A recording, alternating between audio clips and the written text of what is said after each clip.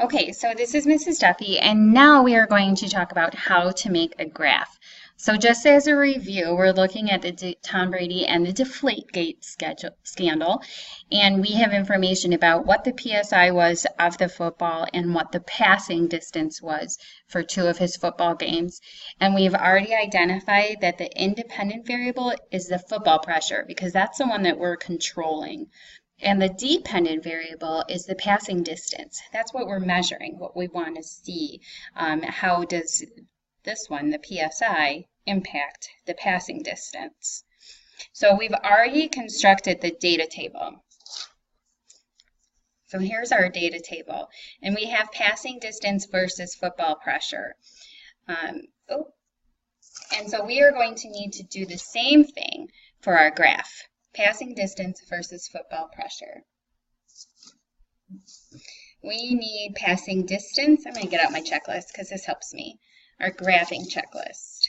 Title and the format. Dependent versus independent. Did I do that? Yes. I also included the units, so I might not have needed to do that. Dependent variable is on the y-axis. Yes, the passing distance in yards.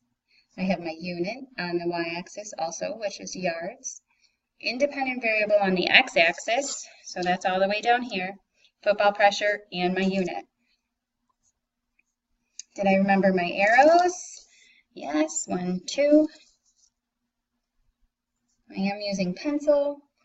So we have to, I'm going to skip down to this one, I think is the hardest one. Equal increments on both the x-axis and the y-axis. You really have to look at your data table to see what number you have to go up to and then figure out how you are going to create your equal increments. There are lots of different ways to create your equal increments, but what really matters is that they're equal. So in looking at passing distance, so that's what's going to go along my y-axis here. I know that I need to go up to about 60 because the highest number that I'm going to graph is 52. So I'm going to take a look and kind of evaluate what's the best way to count up to 60. And I can do it any way that I want as long as the increments are equally spread apart. So I'm going to go up 3 and then mark it with 10 yards. So 1, 2, 3, 20 yards. 1, 2, 3, 30 yards. 1, 2, 3, 40 yards. 1, 2, 3, 50 yards. 1, 2, 3, 60 yards. Okay. The next step can be a little bit more challenging because we have these decimal points. My lowest number is 12.3 and my highest number is 13.5 for the PSI. So that might be a little bit challenging to figure out how to graph because of these decimal points, but we can do it. So I'm just going to give you a hint. We're going to start at 12.5 and then we're going to go up by quarter increments and see how far that takes us. So I'm going to go over 1, 2, 3. Oops, can you see that? I'm going to scooch this up. And I'm going to mark it 12.5. 1, 2, 3. 12.75. 1, 2, 3. 13. 1, 2, 3. 13.25. 1, 2, 3, 13.5. Okay, so now it's equally spread out, and it's okay that I didn't include 1, 2, 3, 4, 5, 6, 7, 8, 9, 10. I just started at 12.5. As long as my increments following that are equal, that will work just fine. So now my next thing is to plot my points. So I need to start at 13.5 PSI. Goes 22 yards for the Seahawks. So I'm going to do my Seahawks first. So 13.5 and 22. So 13.5 is here. So I'm going to go along my x-axis. And then I'm going to go up to 22, which I'm thinking will be right around here. All right, so I'm going to go 20, 22, and plot a point. The next one is 13.1 went 25 yards. So I'm going to be about here, and I'm going to go up to about 25, which would be halfway between 20 and 30. My next data point is 12.7 and 28. So 12.7, which is right about here, and up to 28, which is almost to 30.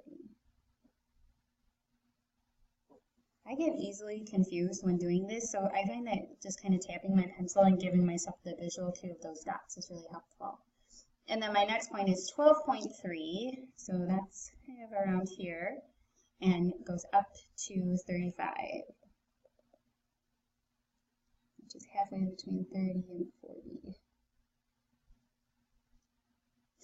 Then I'm going to use my ruler and connect the dots.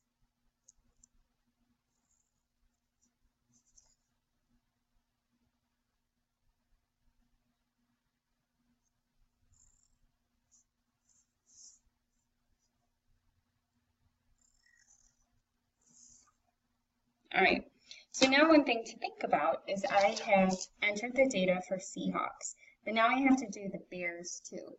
So I need to use a colored pencil of a different color to do that, and I need to make a key. So I'm going to put my key over here and just make a little box.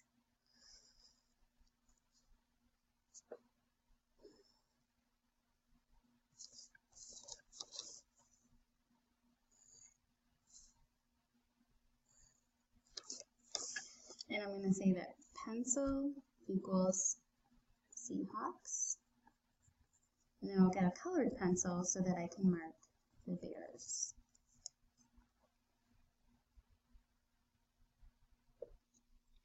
All right, so my next step is to mark the Bears data. So I have a orange colored pencil for the Bears.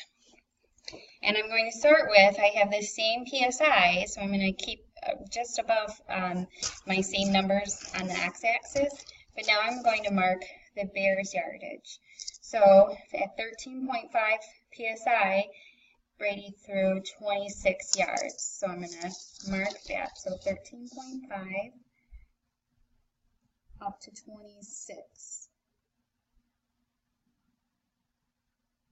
Next one is 13.1, was at 29. So here's 13.1 and 29. Then my next one is 12.7, and that was 35.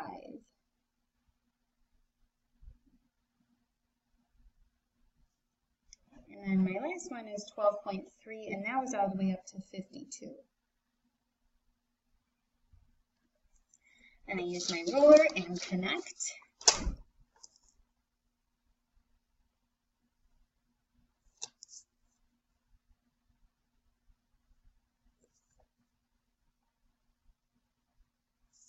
And there we go.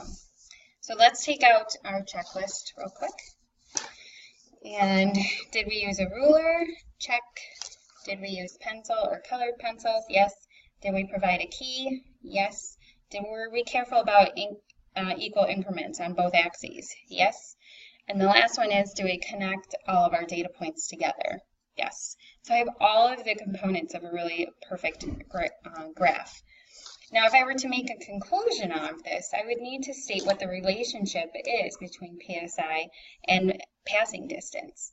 So for PSI, what I'm noticing is as the PSI decreases, so as there's less PSI, his yardage increases, which I think is an interesting relationship. So in our conclusion, we could state that that the relationship between the PSI and the yards is the less the PSI, the greater the yardage.